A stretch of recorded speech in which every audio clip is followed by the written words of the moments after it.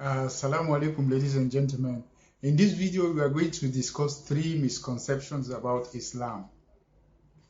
The misconceptions about Islam are mostly from Christians or believers from other faiths who are less open to the religion of Islam or who have been given prejudices about the religion of Islam.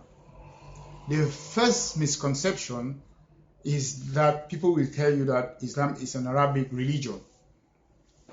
To come to this, according to a survey in 2016, 24% of the world population claim to be Muslim, and there are more than 200 million Muslims in Indonesia, making Indonesia the country with the largest Muslim population in the world, almost 12%. The second Muslim community with more than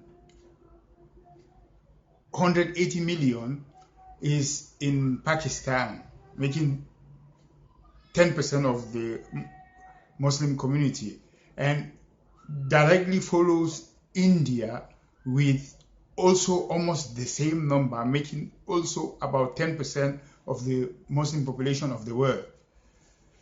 There are more Muslims outside Arab countries or countries who have been directly influenced by the Arabic culture than in the Arab countries. And Saudi Arabia accounts for only 1.62% of the Muslim population of the world. And Islam is no way an Arabic tradition, because in many countries throughout Africa, such as Nigeria, or in the Middle East, in Europe, people have adopted Islam, keeping their original culture, because you cannot say that the Indian Muslims are having an Arabic culture. There is certainly a cultural influence from the teachings of the Prophet, but the people keep their culture. The African Muslims have an African culture with the religion of Islam. The second prejudice is that people will say that Islam is only based on the Old Testament. This is well spread in Africa, where some people who have never made an idea about the religion believe that Islam is the Old Testament and that there is no biblical message in Islam.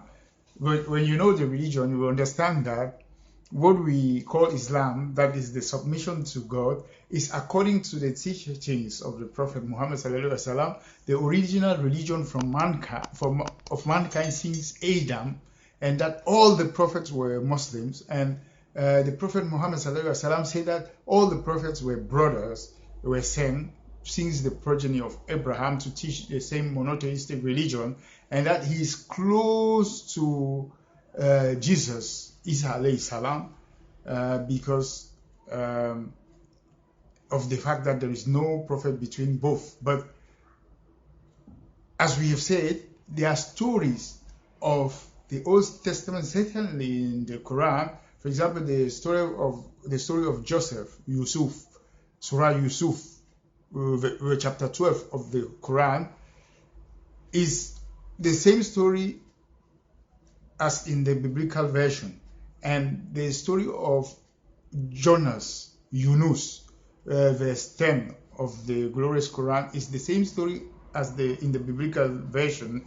And there are also stories, many stories, such as the story of Ibrahim, chapter 14, in the Quran, and it is very similar to the story of the Bible.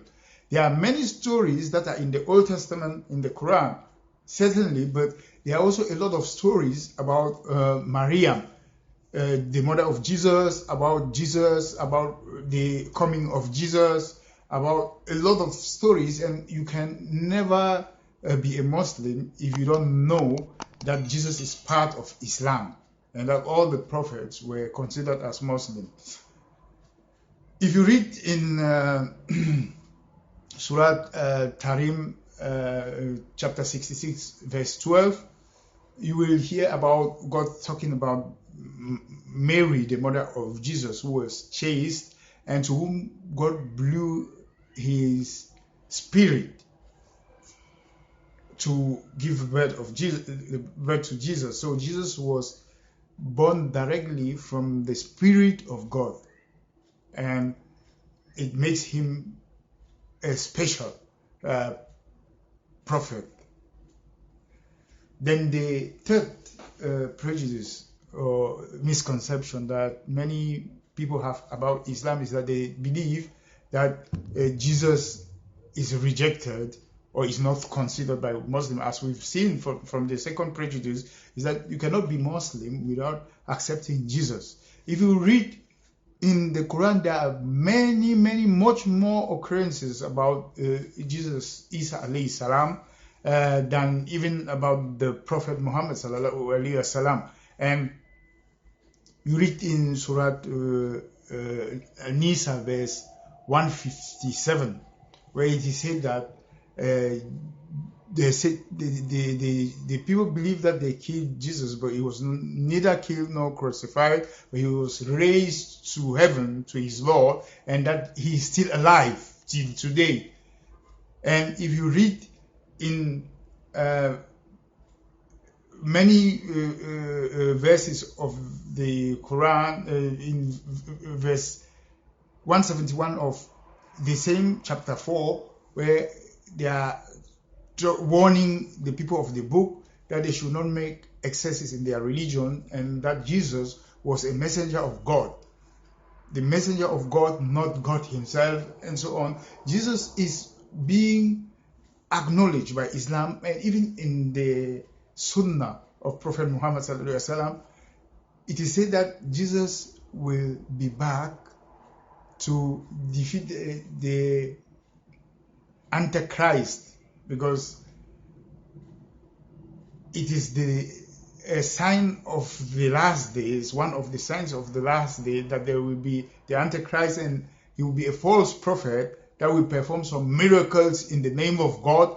But at the end, Jesus alayhi salam will be back to defeat him and settle the way for the kingdom of the righteous. So, ladies and gentlemen, don't read the Quran, try to study much more in depth the scriptures, and you will find out that there is much about Jesus, Isa alayhi salam, in Islam as in Christianity.